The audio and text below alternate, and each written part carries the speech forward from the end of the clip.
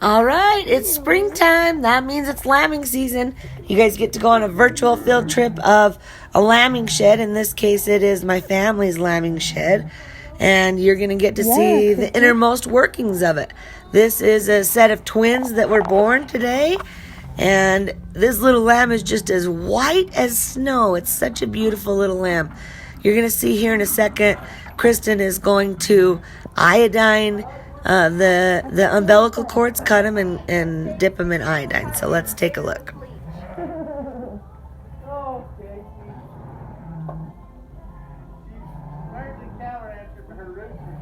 How could you not love sheep? That's the whitest lamb. Yeah, it's so white.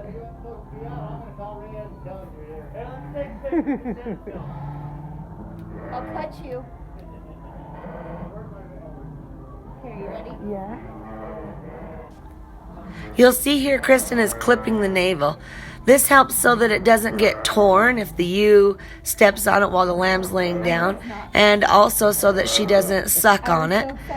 Here she's dipping the navel in iodine. Now iodine is a natural antiseptic and it has a drying effect. And it's important that we iodine the navel because it's a direct route for bacteria to get into the body of the lamb.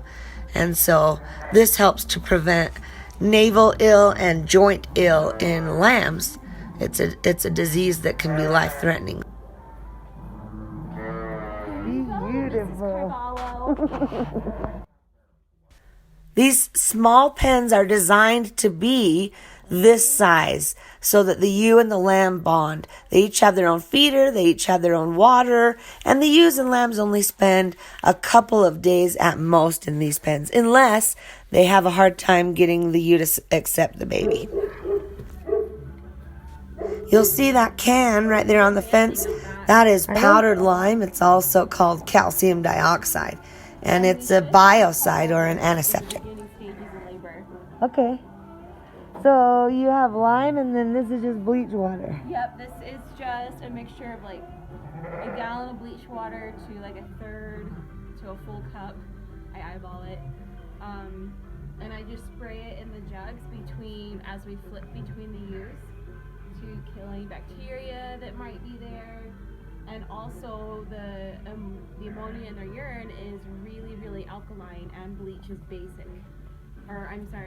Ammonia is acidic, bleach is alkaline, so they neutralize each other. It doesn't smell as bad. So the diseases that Kristen is preventing right now by cleaning out the jugs and applying bleach and limestone are mastitis, hoof infection, water mouth disease in lambs, navel ill, joint ill, scours. She's also reducing fly activity if they were around this time of year. And she's preventing mold and condensation. So she's saving a lot of lambs' lives right there. I showed you the jugs earlier, and so you may wonder why this ewe is in such a big pen. Before the ewes and their lambs are put in jugs, they're left alone to ensure that the ewe is finished lambing. You can see that if a ewe isn't done lambing and she gets put in a jug too early, that she could have troubles lambing because of the space and the difficulties of her being able to move freely and not trample her other lambs. Here we have what's called a turnout pen. So they go from a drop pen to the jug and from a jug to the turnout pen. And this allows the ewe and the lamb to continue bonding in a more controlled environment, not yet in a huge field. Here, my brother Jake is taking out one of the lambs that this ewe had. She had a set of triples, but that was too many for this particular ewe, and so he's taking one off, and he's going to try and graft it to another ewe that may have a single. I'm out in the corral now, and I wanted to show you the ewe in the back along the fence line who is in full-on labor. In fact, she's already had one lamb. You can see it there. The signs of full-on labor are pretty obvious.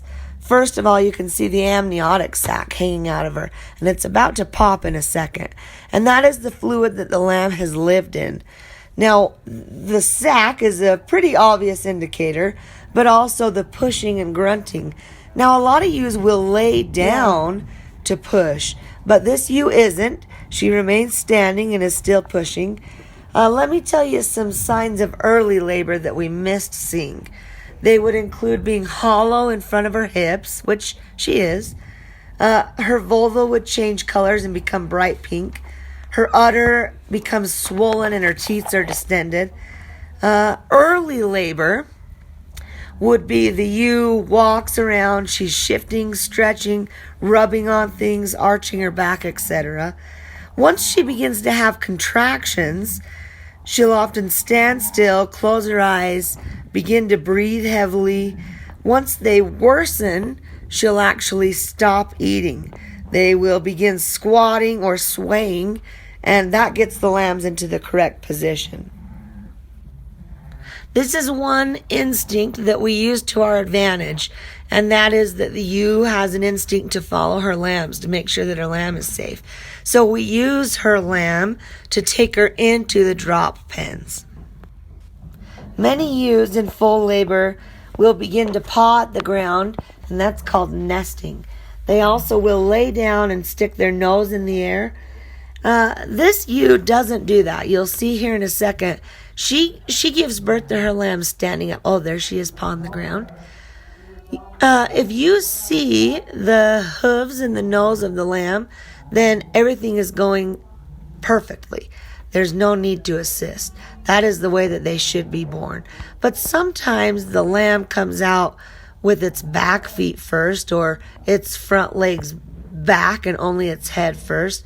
And in those cases, they will need assistance. And when a ewe is having difficulties giving birth, the term for that is dystocia. You can see how hollow she is in front of her hips. That's because the lamb has dropped into the correct position to come out of the birth canal. Okay, you guys are about to watch the birth of a lamb. I want you to watch for the contractions. At this point, they're completely involuntary.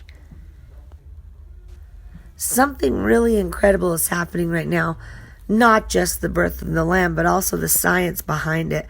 This pressure on the lamb's thoracic cavity is vital to it being able to take a big breath when it lands on the ground.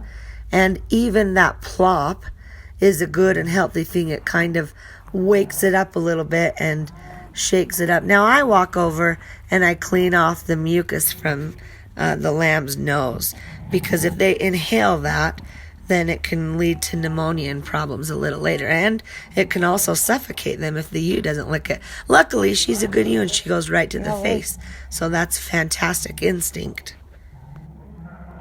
What are you casing me for? I'm just making sure I can breathe. Thank you for doing that, Sid.